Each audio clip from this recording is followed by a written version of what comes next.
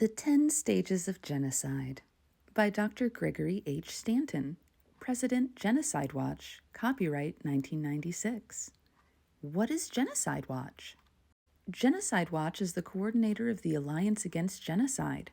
Founded in 1999, the Alliance is made up of over 90 organizations from around the world.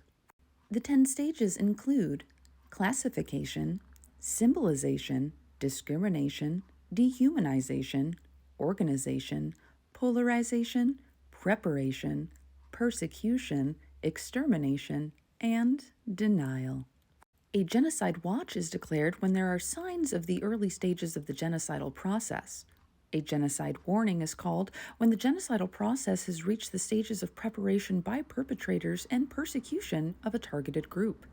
A genocide emergency is declared when the genocidal process has reached the stage of genocidal massacres and other acts of genocide. A genocide emergency has been officially declared in Gaza. February 4th, 2024, the article "Genocide is Never Justifiable, Israel and Hamas in Gaza." Israel's leaders persisting in conflating all Palestinian people with Hamas. Classification. Israel's leaders inciting genocide against Palestinians by dehumanizing Palestinians as, quote, human animals, end quote, and by summoning biblical justification for genocide. Dehumanization, polarization. Israel collectively punishing all Gazans for the actions of Hamas. Israel's leaders deny there are any innocent civilians in Gaza. This falsehood denies any duty to obey the laws of war, which require avoidance of attacks on civilians. Dehumanization, polarization. This collective punishment is used to justify the bombing and killing of tens of thousands of Palestinian women, children, and non-combatants, including at least 85 journalists. Persecution, extermination. Which, side note, 3/4 of all journalists who were unalived in 2023 died covering Israel's siege on Gaza. Israel has forcibly displaced 1.7 million Gazans as of February 2024 from their homes into tent cities. Persecution. Israel bombs and assaults hospitals where wounded civilians seek medical care and shelter. Persecution, extermination. And this atrocity is so documented, it has its own Wikipedia page. It talks about the mid-November 2023 siege as well as the current ongoing siege in March of 2024. It began on the 18th of March this time around. Journalists were stripped naked, forced to lie on their stomachs, blindfolded, and interrogated after 12 hours. Witnesses reported journalists were beaten before being taken to an undisclosed location. The World Health Organization was, quote, terribly worried, end quote, about the raid and stated, quote, hospitals should never be battlegrounds, end quote. Israeli airstrikes around the hospital left residents searching for survivors with their bare hands, with a young boy stating to journalists, quote, for God's sake, I have nowhere to go, all my family were killed, end quote. 2 Israeli soldiers were also killed during the operation. 19th of March, fighting intensifies outside the hospital into surrounding neighborhoods.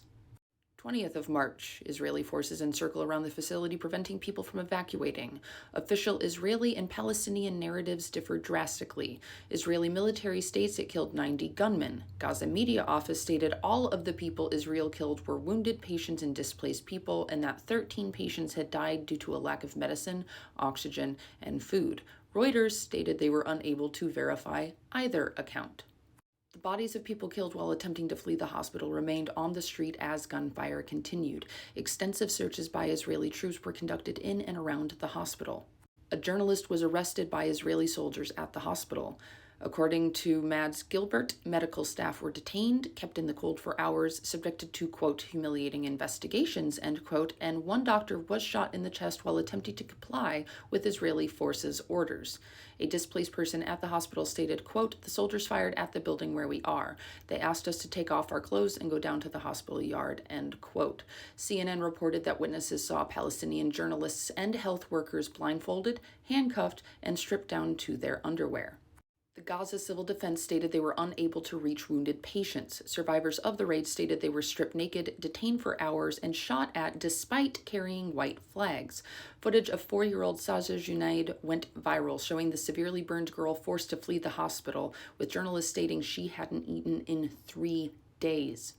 21st of March, Al-Shifa's head of surgery stated that after being stripped, doctors had their faces scanned by the Israeli army and then were taken in one at a time for a, quote, humiliating investigation, end quote.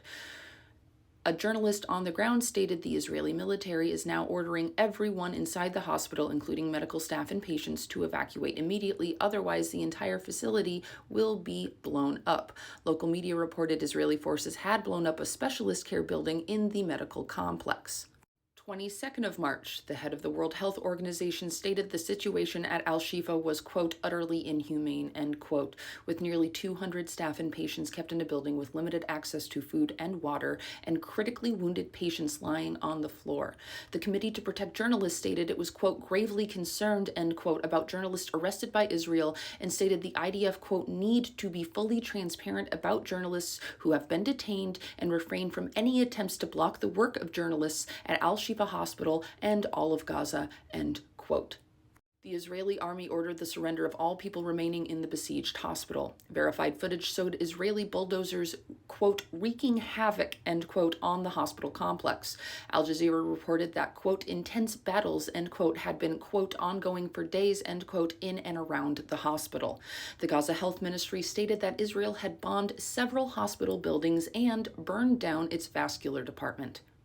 After an elderly patient told the Agence France Presse that he witnessed Israeli soldiers, quote, beat all the young men and arrested them, end quote, the IDF stated it would, quote, identify unusual cases that deviate from what is expected of IDF army soldiers, end quote.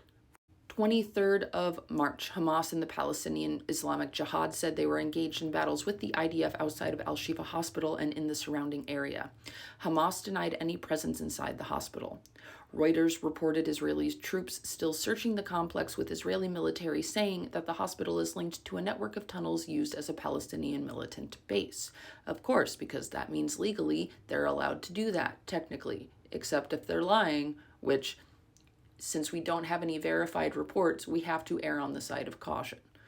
As of the 23rd of March, Israel stated they killed over 170 gunmen inside the hospital grounds. Hamas said all those killed were either patients or displaced individuals. 24th of March, this section's factual accuracy is disputed. On the 24th of March, Al Jazeera released an update on its live blog entitled, Israel Forces Assaulted Unalived Women During Raid on Al-Shifa, Witness Says. You can pause to read if you really want to. I don't wish to say those words out loud right now. I apologize for my lack of professionalism in that respect. The Gaza Medical Office said the raid constituted a war crime. The Euro-Mediterranean Human Rights Monitor stated it had collected witness testimonies that young men were being used as human shields by the Israeli army. Sorry, my record button's over the last word, but you get the idea. There is no reason why in 2024, we have to talk about a second siege on Al-Shifa Hospital since this conflict began.